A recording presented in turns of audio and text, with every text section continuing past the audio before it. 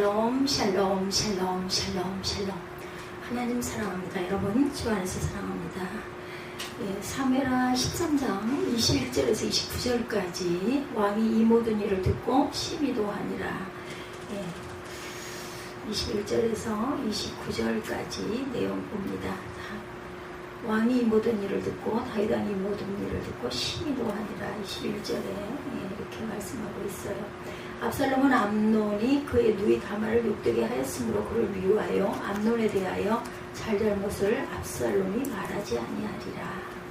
만 2년 후에 에브라임 곁 바알 하솔에서 압살롬이 양털을 깎는 일이 있음에 압살롬이 왕의 모든 아들을 청하고 왕께 나아가 말하되 이제 종에게 양털 깎는 일이 있사오니 청하되 왕은 신하들을 데리시고 당신의 종과 함께 가사이다 하니 왕이 압살롬에게 이르되 아니라 내 아들아 이제 우리가 다 갈 것 없다. 내게 노를 끼칠까 하노라 하니라. 압살롬이 그에게 간청하였으나 그가 가지 아니하고 그에게 복을 비는지라. 압살롬이 이르되 그렇게 하지 아니하시려거든 청하건대 내 형 암논이 우리와 함께 가게 하옵소서. 왕이 그에게 이르되 그가 너와 함께 갈 것이 무엇이냐 하되 압살롬이 간청하매 왕이 암논과 왕의 모든 아들들을 그와 함께 그에게 보내니라. 압살롬이 이미 그의 종들에게 명령하기를 너희는 이제 암논의 마음을 술로 즐거워하게 할 때 자세히 보다가 내가 너에게 암논을 치사하거든 그를 죽이라. 두려워하지 말라. 내가 너에게 명령한 것이 아니냐. 너희는 담대히 용기를 내라 하는지라.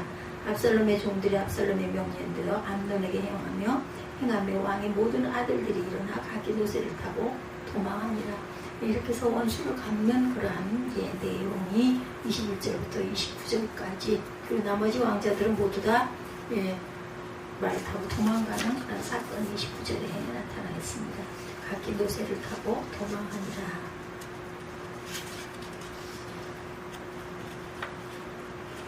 솔로몬은 다툼의 시작을 물이 새는 것에 비유하거니와 그 말은 모든 범죄에 대해서도 마찬가지죠.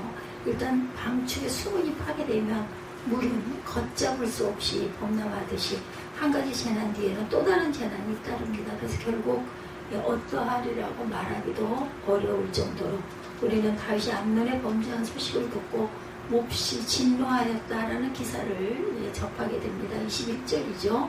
그는 그렇게 노할만 했어요. 자기 자식이 그토록 악한 짓을 하고 자기를 그런 치욕스러운 일에 이용하다니 어찌 노하지 않을 수가 있겠는가. 그 일은 암논을 보다 훌륭하게 교육시키지 못한 데 대한 비난을 몰고 올 것이고 가문의 수치가 될 것이다. 그런데 이미 죽었어요. 죽여가지고. 그렇죠. 더욱이 자기 딸의 장래를 망쳤고 자기 나라의 악한 본보기가 되었고 자기 아들의 영혼을 그르쳤어요. 그러나 노하는 것만으로 족해서는 안 되겠죠. 그는 자기 아들을 처벌하고 공공연하게 망신을 주어야 마땅합니다. 아버지가 왕으로 그럴 만한 권세를 또 가지고 있기도 했어요. 70인역에 이런 말이 추가되어 있습니다.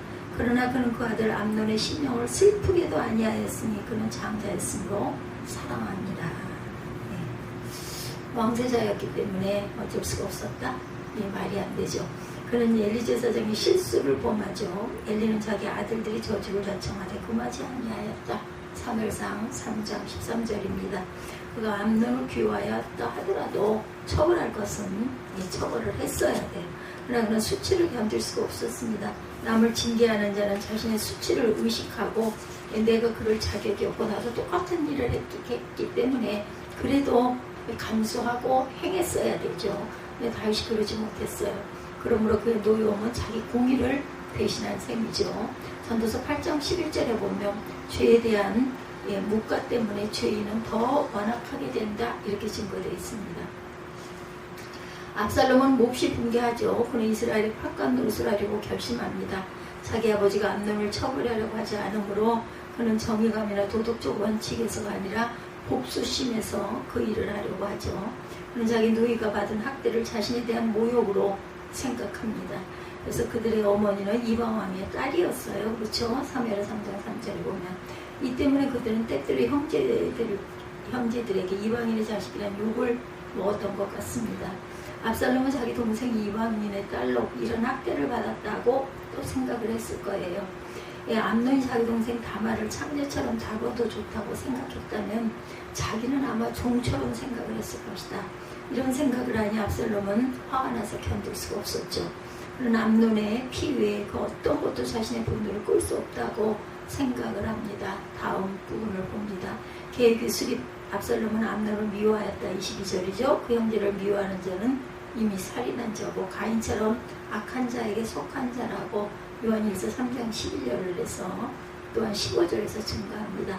자기 형제의 죄악에 대한 압살롬의 증오 이것은 그럴만해요. 그렇죠. 그러나 합법적인 절차에 따라 그를 고소했어야 맞습니다. 그래서 남들이 본이 되게 하는 동시에 자기 누이의 피해에 다소라마도 그저 위로를 해줬어야 돼요. 그러나 그는 죄보다 사람을 더 미워하고 암살하기로 작정을 하죠. 그래서 하나님을 크게 모독하는 행위, 주권을 하나님이 하실 일을 대신 그죠? 자신이 나서서 한 거예요. 여섯째 계명을 범함으로 일곱째 계명의 위반을 징치하겠다고 나서죠. 그것은 하나님의 십계명이 다 같이 신성하다는 것을 무시하는 처사였다. 야고보서 2장 11절이죠. 간음하지 말라 하신 분이 살인하지 말라고 말씀하셨어요. 계획의 은폐. 그는 암논에게 이런 일에 대해서 아무 말도 하지 않습니다. 좋다거나 나쁘다거나 내색을 하지 않고 아무것도 모르는 채 행동을 했고 그에 대한 종전의 예의를 잃지 않고 그를 해칠 적당한 기회만 기다리고 있었다는 거죠. 다음과 같은 악이야말로 더욱 나쁩니다. 이 악한 생각은 남몰래 감춰졌으며 누설되지 않았다. 압살롬이 이 일로 암논과 대화를 나누었더라면 그로 하여금 죄를 깨닫게 하고 회개를 시킬 수 있었을지도 모릅니다. 그러나 아무 말도 하지 않았으므로 암논의 마음은 더욱 완악해졌고 압살롬 자신의 원한은 더욱 깊어서 골이 점점 더 깊어갔겠죠. 2년 동안 그게 점점점 커졌을 거예요. 그러므로 우리 이웃을 책망하는 것은 우리 마음속에 증오를 삭게 만들어요. 걱정을 토설시키고 그것은 발산이 되어버리는 그러한 일을 하게 되죠. 겉으로는 그 아기가 우중으로 도움되어 있다. 그의 말은 기름보다 미끄러우나 그 마음은 전쟁이다. 시편 55편 21절 또한 잠언 26장 26절에 이렇게 증거합니다. 이 아기는 장기간 그의 흉중에 들어있었어요. 사리를 가슴에 품고 그 비수를 품고 있었던 거죠. 만 2년 동안 압살롬은 이 원한의 뿌리에 물과 거름을 주고 있었다라는 거예요. 23절에 보면은 만 2년 후에 에브라임 곁 바알라스에서 압살롬이 양털을 깎는 일이 있음에 압살롬이 왕의 모든 아들을 청하고 이렇게 시작이 됩니다. 음모를 가지고 있다가 딱 2년 만에 그것을 실행합니다. 그는 단지 암논을 망신시키거나 아니면 오줌에 해를 끼칠 기회만 노렸을 거예요. 시간이 지나자 그의 미움은 사리로 자라게 되죠. 한번 해가 져도 분노가 마귀로 틈을 타게 한다라고 에베소서 4장 26절에 증가합니다. 만 2년간 해가 졌으니 어떻게 되었겠는가. 그리고는 계획을 착수하죠. 압살롬은 나발처럼 양털 깎는 일을 당하여 향리에는 자기 집에 잔치를 배설하죠. 자기 몸에 대해서도 몹시 주의 깊은 인물이었던 것을 우리가 볼 수가 있습니다. 지체가 높은 자였지만 양떼의 형편을 또한 잘 돌보았습니다. 도회지에서 쓸 줄만 알지 시골에 있는 전답을 돌볼 줄 모르는 자들은 10중 8구 그 재산의 끝장을 보게 되죠. 압살롬은 양털 깎는 일을 당하자 털 깎는 자들과 함께 있으려고 했어요. 그는 이 잔치에 자기 부원과 모든 왕자들을 청하죠. 그는 이 기회를 이용하여서 그들에게 경의를 표하려 할 뿐 아니라 이웃 사이에 더욱 존경받는 자가 되려고 합니다. 압살롬은 양털 깎는 일을 당해서 세력가들의 가족들은 자기 친척 사이에서 너무 자기를 높이려고 하는 경향들이 있어요. 왕은 그에게 과도한 접대 비용을 부담시키기 싫어서 하려고 하지 않고 사용하죠. 25절에 압살롬은 직전 자기 손으로 재산을 관리해서 이를 근거로 생활한 것 같아요. 그러면서도 그는 왕자로서 남 못지않은 체면을 차리고 살아갑니다. 그 재산은 다윗이 주었겠죠. 그러나 그런 자기 아들이 그 재산을 잘 관리하기를 아마 바랐을 것이고 그 점에서 그는 부모의 귀감이 됩니다. 부모는 자녀가 장성하면 신분에 따라 생활의 근거가 될 재산을 주어야 하는 동시에 자식들이 무의도식하지 않도록 배려를 해야 되죠. 무언가 할 수 있게 기틀을 마련해주고 그저 잘 다독이면서도 이끌고 갈 줄 알아야 됩니다. 관심을 가져야 됩니다. 특히 부모는 자녀의 무의도식을 방조하는 일이 없어야 되겠다. 젊은 관리자들이 제때 털 깎기를 시작하고 털 깎으면서 약물을 낭비하지 않는 것은 아주 슬기로운 좋은 일이었어요. 압살롬은 암논과 나머지 모든 왕자들을 초청하는데 성공을 하죠. 왕자들 특히 암논을 왕 대신에 보내서 항리자기 식탁을 빛내달라고 청원하여서 왕의 허락을 받는 내용이 13장 26, 7절에 증거되어 있습니다. 압살롬은 암논에 대한 저기를 너무나 교묘히 감추었으므로 다윗은 이 특별한 초대에서 음모의 낌새를 재일 수가 없었어요. 내 형 암논으로 우리와 함께 가게 하옵소서. 뭐 그럴 수 있는 이야기죠. 그러나 다윗이 이 말에 이끌려 동의한 것은 전보다 더욱더 큰 타격을 주게 되었다. 전에는 그가 간음의 기회를 주었으나 이제는 살인의 기회를 주죠. 오늘 13장 7절을 잠깐 봅니다. 7절에 다윗이 사람을 그의 집에 보내 다말에게 이르되 이제 내 오라버니 암논의 집으로 가서 그를 위하여 음식을 차리라 한지라. 이때 이렇게 그죠? 명령을 해줬어요. 다말이 그 오라버니 암논의 집에 이름에 그가 누웠더라. 이렇게 해서 이 무서운 사건이 일어나죠. 28, 9절을 보면 계획을 실행하는 부분이 나타납니다. 압살롬이 간청하며 왕이 암논과 왕의 모든 아들들을 그와 함께 그에게 보내니라. 압살롬이 이미 그의 종들에게 명령하기를 너희는 이제 암논의 마음이 술로 즐거워할 때를 자세히 보다가 내가 너에게 암논을 치라 하거든 그를 죽이라. 두려워하지 말라. 내가 너에게 명령한 것이 아니냐. 너희는 담대히 용기를 내라 한지라. 압살롬의 종들이 압살롬의 명령대로 암논에게 행하며 왕의 모든 아들들이 일어나 각기 벼슬을 타고 도망합니다. 다른 왕자들은 다 이렇게 해서 도망을 가는 그런 사건이죠. 아주 그 명령이 야만적으로 보이죠. 근데 2년 동안 이를 갈았어요. 동생 원수를 갚아야 되겠다. 그리고 암논만 죽이면 내가 왕이 될 수도 있다. 이런 계략이 또한 한쪽으로 마음 안에 있었던 거죠. 그가 만일 자신의 선한 명분과 하나님의 공의에 의존하여 직접 도전했다면 비록 그 자체로 충분히 악한 길이긴 했지만 그래도 보다 명예롭고 해명할 여지도 있었을 터인데 압살롬의 살인은 그 이유만 다를 뿐 가인의 선례와 다를 바가 없었던 거죠. 아벨이 자기의 그 악 때문에 살해되었다면 암논은 자기 악 때문에 살해된 것뿐이라는 거죠.